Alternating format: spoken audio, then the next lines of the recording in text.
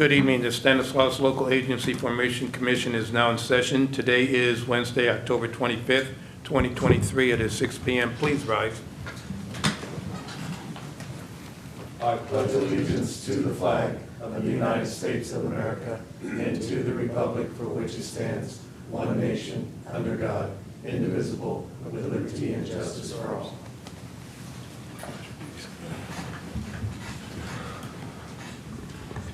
I will introduction with the commissioners. Start on my left. Vito Chiesa, county member. Oh, like literally just to your left. Amy Boo Black, that's city member. And Terry Withrow, county member. Alternate public member. Okay. Richard O'Brien, city member. Jennifer Vieira, Commission Clerk. Sean Wahed, Deputy County Counsel. Sarah Lytle-Penny, Executive Officer. Javier Camarena, Assistant Executive Officer. Thank you. At this time, we'll go for public comment. Since we have no agenda items, it's open.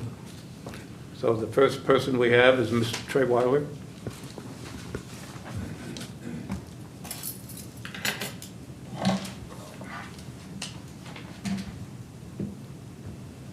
Good evening, Milt Treeweiler.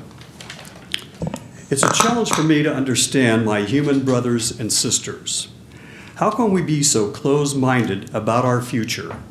Why do we have very little concern for our descendants? If we don't want to plan for our descendants, why do we keep having children? We live on a planet, Earth, and it's not getting any bigger.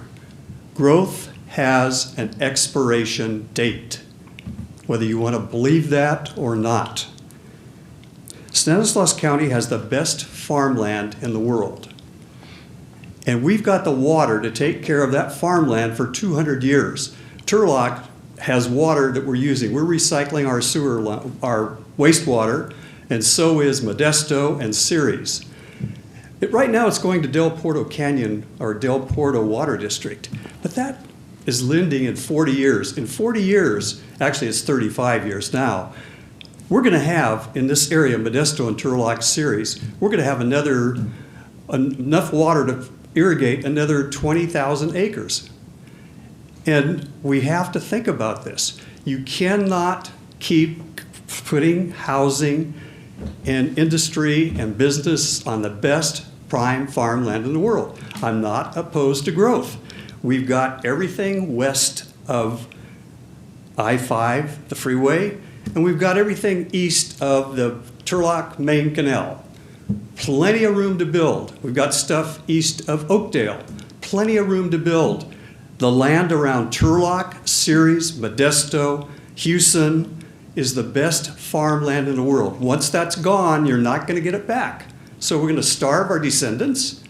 I mean, yeah, I traveled across the country on Amtrak, and what I saw was, you get into Nevada, there's no farmland there. You keep going into Utah, there's no farmland there. You go into Nebraska, Colorado, there's a little farmland in Colorado, but not a hell of a lot at all. You go into Utah, Colorado, Nebraska, they got a lot of corn. We can't eat corn forever. You can feed cattle with it, but you're not going to be able to eat it. This land here will support 230 plus different crops. Right now it's at almonds, but we could grow every other crop. You guys know it, some of you are farmers. And you should be responsible enough to know that we have to save this prime farmland. It is ridiculous for us to continue to pave over the best farmland in the world. So I'm just hopeful that somehow you're going to open up your minds and you're going to say, yes, we do have to save this. We do have to do this because we do have children and they have grandchildren, and we have to save this land for them and the rest of the country. Thank you. Thank you. Ms. Akers.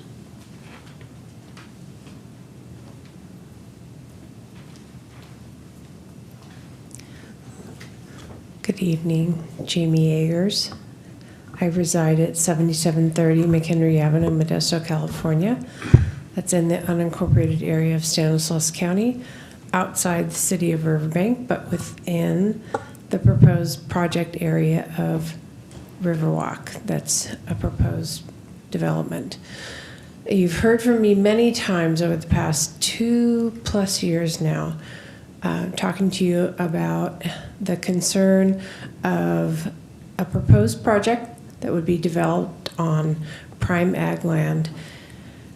And we're very concerned about that because as the state of California defines prime ag land, it's of the highest possible quality. But I'm here to talk to you this evening about our proposed urban limit initiative that's on the ballot, or proposed to be on the ballot for November of 2024.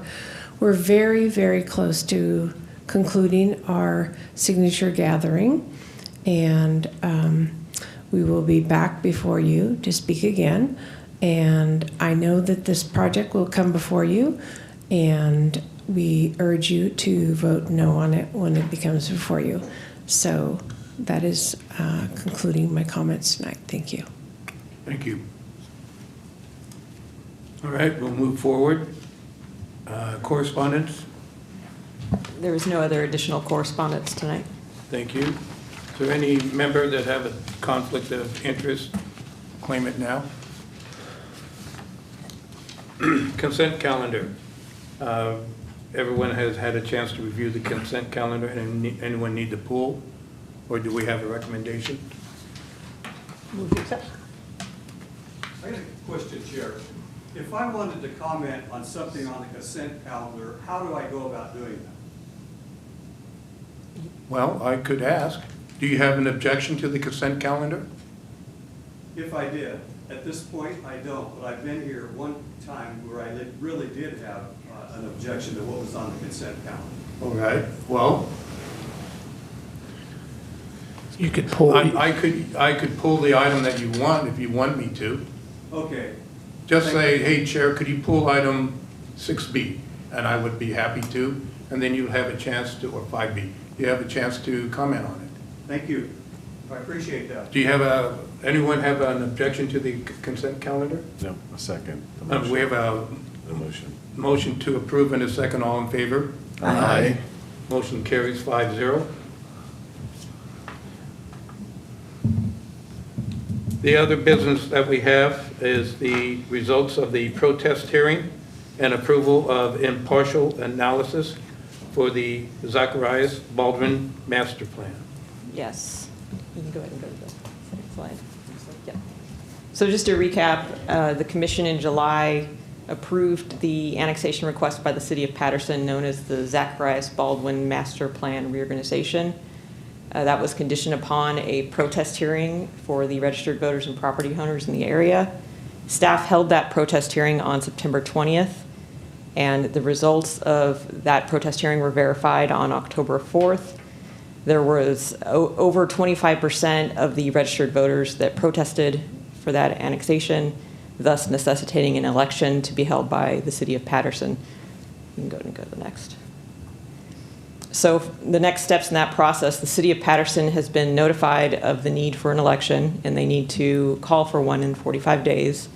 And one of the commission's obligations is to approve an impartial analysis for that upcoming election. And that is what we have prepared for the commission. And we recommend that you approve that impartial analysis and also authorize the executive officer to submit that, as well as the ability to make any minor edits as needed to the analysis. And the analysis is in your packet. It's fairly straightforward. It's a lot similar to the description itself of the annexation, but it also describes for the voters what that annexation means for them in terms of jurisdictions. And I can answer any questions you have. Yes, Sarah. So it's got to be done within 45 days, so they can't coincide with another election or anything. It's just a special for this issue. Right, so they'll be calling for the election within 45 days, and that really just starts the process, it'll be a longer term process than that. Okay. It'll have to be set at least 88 days after So that. then it could coincide potentially with a... It could, or they could do a special election. Yeah. I would think that they would do it with the primary. Yeah. Okay. Any other comments? Am I permitted to speak at this time? Yes, you are. I was going to call for it when anyone else has questions for Sarah. All right. This is a public meeting.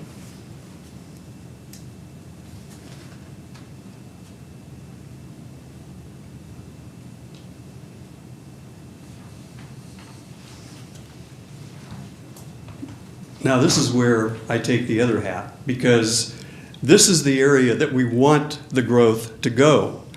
I don't know what the reason behind the citizens not wanting this growth in that area. This is, I mean, there is prime farmland area in that, prime farmland in that area. However, we need to guide the growth west of I-5. We need to get it started. This is a very good place to do it. So I don't understand why the people are objecting. It could be jealousy. I mean, these developers get into fights. They get into conflicts with each other. And maybe the developer who wanted to develop that, or someone who doesn't want that developed because they want to build houses around Turlock and Modesto or Riverbank, they're the ones who are fighting this. You never know how this goes, because I see it. I've been observing Turlock City Council meetings for almost 10 years now, and I see this on a regular basis, how you direct other people against something that you really want, so you anger them and get them to come up and do your dirty work. And I really resent that. That is not honesty. That is not being honest. It's not being open. It's very detrimental to the human race. We've got to start growing up. We're just like a bunch of children. We're fighting. I mean, look at Hamas. Those people were crazy. But we've got to preserve this farmland, but that's where we want to grow. I don't know what the reason was. I'm sorry I didn't get to look at it in depth. I'll take a copy when I leave. But we've got to grow up. We've got to be realistic. Money, power, and pleasure is not going to work forever. It's not going to work. We're going to destroy ourselves. We could destroy ourselves now in the Middle East. I mean, if there's a big war over there, we're going to destroy ourselves. So we've got to start thinking, using our brains. We're all college graduates. Like I said, we're all college graduates in this room. This is ridiculous. So please think about Riverwalk, Mr. O'Brien, Chair O'Brien. Yes. That Riverwalk should not be developed. That is prime farmland. It can grow food for the next 200 years. It's got all the water. The irrigation deer is right there. One of the owners over there took me all through the back country and in that area. That's 2.5 square miles of farmland with planting on it. So anyway, let's just try to be open-minded. Let's be realistic. Let's grow up and just do the right thing. Save this farmland. It takes 3 votes from you guys to pass it or to defeat it. Thank you. Thank you. So, Milt, I just want you to know that this today is just action, whether this is an impartial analysis. What was done at LAFCO is passed. There's going to be a vote, and we write the impartial analysis, or Sarah does. I'd like to say we did, but we don't. And so it has nothing to do with whether we're saving farmland today on this vote. That is correct. He does have future ideas too, but that hasn't even been published yet. So we don't know what the actions will be. Okay, at this time for the commission, do we have a recommendation to direct the executive officer? So if we didn't vote for it, what would happen? The impartial. Yeah, That's a good question. I mean, I'm trying to speak to the public. Well, actually, that motion would not pass, and then I guess there would be no impartial analysis for the time being. That would be the extent of it, and there would be, I imagine, less information, digestible information for whoever's going to vote on it. Yeah. But Patterson will still have to do the vote. Yeah.